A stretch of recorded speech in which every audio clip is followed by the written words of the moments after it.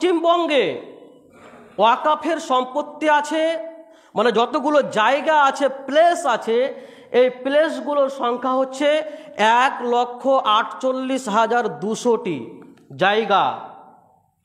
এর মধ্যে মাত্র 23,000 আছে ওয়াকাফ বোর্ডের আয়ত্তে, বাকি 1,25,000-এর কোনো হদিস নেই। পশ্চিমবঙ্গে যতটা পরিমাণ ওয়াকাফের সম্পত্তি আছে আপনি জানলে আপনার মাথা ঘুরে যাবে। 16,48,360 একর জমি আছে এই পশ্চিমবঙ্গে মুসলিমদের সম্পত্তি। এটা কত বললাম? 16,48,360 একর জমি। 3 বিঘাতে 1 একর হয়। সে আপনার আমার এই ধান লাগা, এই সরষা চাষ করার জমিও নয়, সেই জমিগুলোর বিশাল মূল্য। আমি আপনাকে মাত্র 2-1টা বলছি। রাজভবন, ওটা মুসলিমদের ওয়াকাফের সম্পত্তি।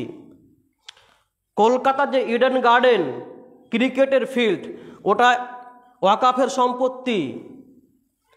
মোহনবাগান, ওটা ওয়াকাফের সম্পত্তি। কলকাতা যে এয়ারপোর্টটা আছে, ওটা ওয়াকাফের সম্পত্তি। এই জায়গাগুলোর মূল্য কত আপনি কল্পনা করতে পেরেছেন? আদিনা মসজিদের যে পুরো এরিয়াটা বাজেয়াপ্ত হয়ে আছে, এগুলো সব ওয়াকাফের সম্পত্তি। ওয়াকাফের সম্পত্তি আমি আপনাকে চেনাই, ঘন্টা পার হয়ে যাবে কতগুলো ওয়াকাফের সম্পত্তি আছে।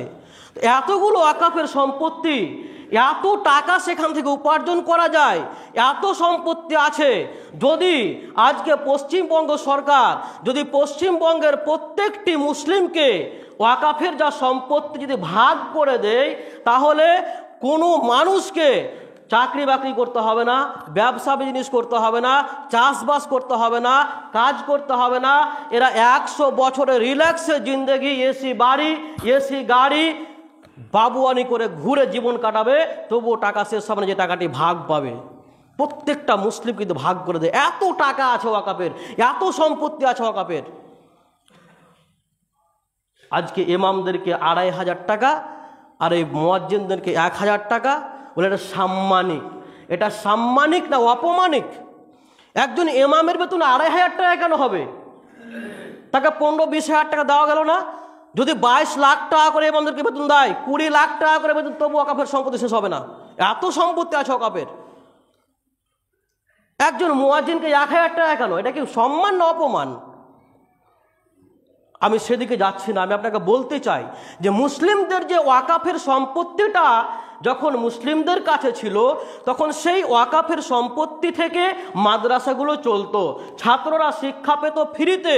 ছাত্ররা বই কিনতে পারতো না, তাদেরকে বই কিনতে হতো না, ভর্তির পয়সা লাগতো না, বেতন লাগতো না, যাবতীয় খরচ বহন করা হতো ওই ওয়াকাফের সম্পত্তি থেকে।